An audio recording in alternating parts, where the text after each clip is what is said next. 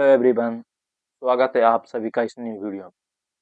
आज के वीडियो में हम पॉलिटी के मोस्ट इम्पोर्टेंट आर्टिकल्स को पढ़ेंगे।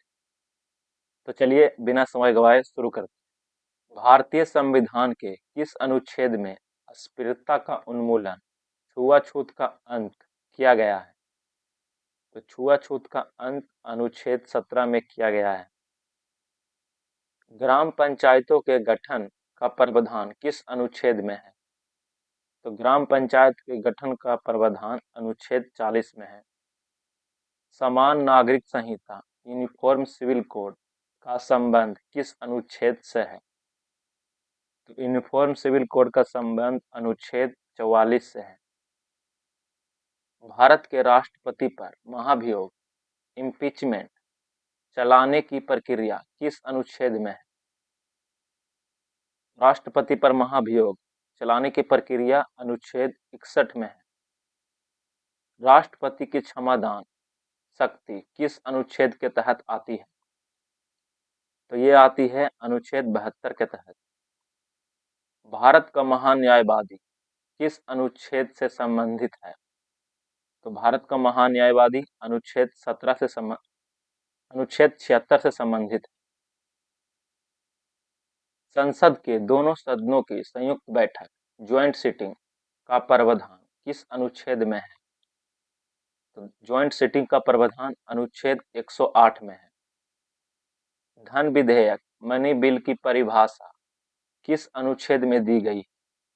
तो मनी बिल की परिभाषा अनुच्छेद 110 में दिया गया है। वार्षिक वित्तीय विवरण बजट का उल्लेख किस अनुच्छेद में किया गया है? तो बजट का उल्लेख अनुच्छेद 112 में किया गया है। राष्ट्रपति द्वारा अध्यादेश ऑर्डिनेंस जारी करने की शक्ति किस अनुच्छेद में है?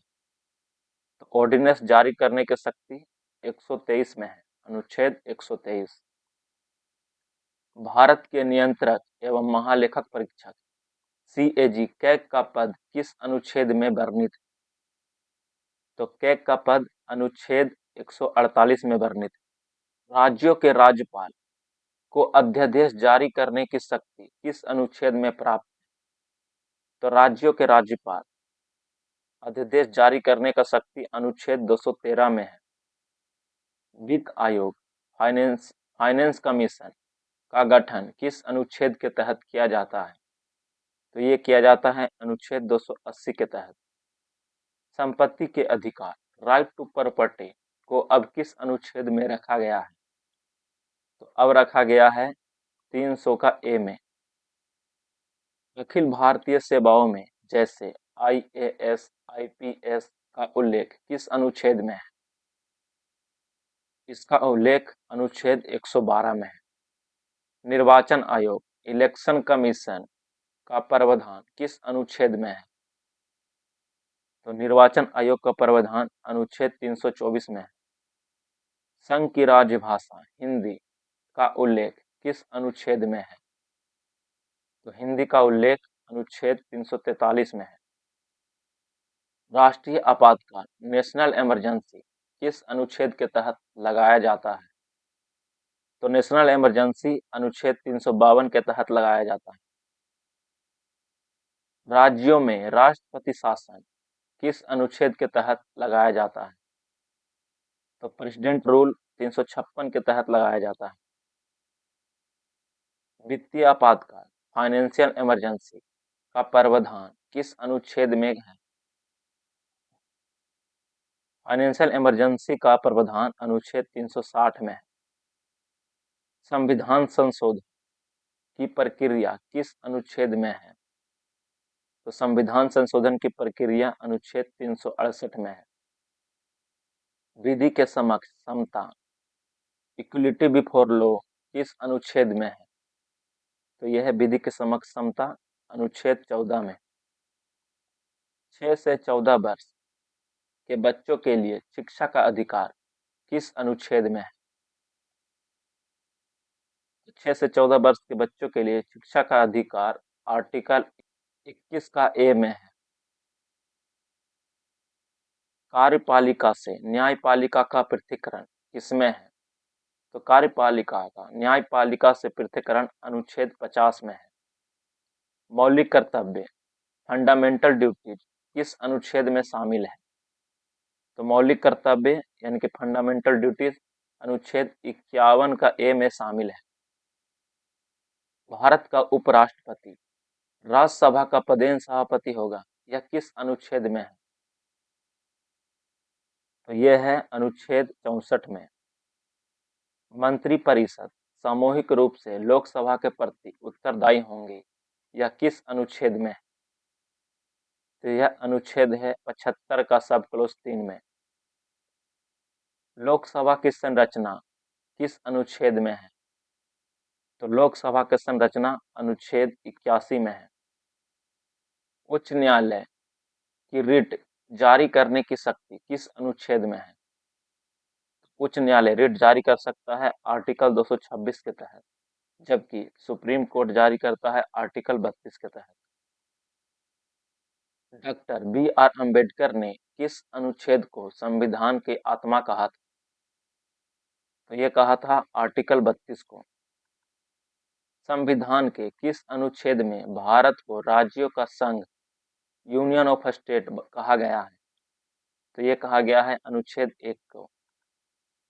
नए राज्यों का गठन और मौजूदा राज्यों की सीमाओं में परिवर्तन करने की संसद की शक्ति किस अनुच्छेद में है? तो यह है अनुच्छेद 3 में। मानव दुर्व्यापार और बलात्श्रम का निषेध किस अनुच्छेद में है? तो मानव दुर्व्यापार और बलात्श्रम अनुच्छेद 23 से संबंधित है। कारखानों में बालकों के नियोजन का प्रतिषेध, बाल श्रम का निषेध किस अनुच्छेद में है? तो यह है अनुच्छेद 24। अल्पसंख्यकों के हितों का संरक्षण किस अनुच्छेद से संबंधित है? तो यह है अनुच्छेद 29 से संबंधित। समान न्याय और निःशुल्क विधिक सहायता का प्रावधान किस अनुच्छेद में है? समान न्याय और निःशुल्क विधिक सहायता अनुच्छेद 39 का 1A में है। अंतर्राष्ट्रीय शांति और सुरक्षा की अभिवृद्धि किस अनुच्छेद में वर्णित है? तो अंतर्राष्ट्रीय शांति और सुरक्षा अनुच्छेद 51 में वर्णित है। राष्ट्रपति के निर्वाचन मंडल का उल्लेख किस अनुच्छेद में है? तो राष्ट्रपति के निर्वाचन मंडल का उल्लेख अनुच्छेद 54 में है और पुनः निर्वाचन का उल्लेख अनुच्छेद 57 में है। संसद का गठन किस अनुच्छेद में है? तो संसद का गठन अनुच्छेद 79 में है। 79 में है संसद का गठन, 80 में है राज्यसभा का, 81 में है लोकसभा।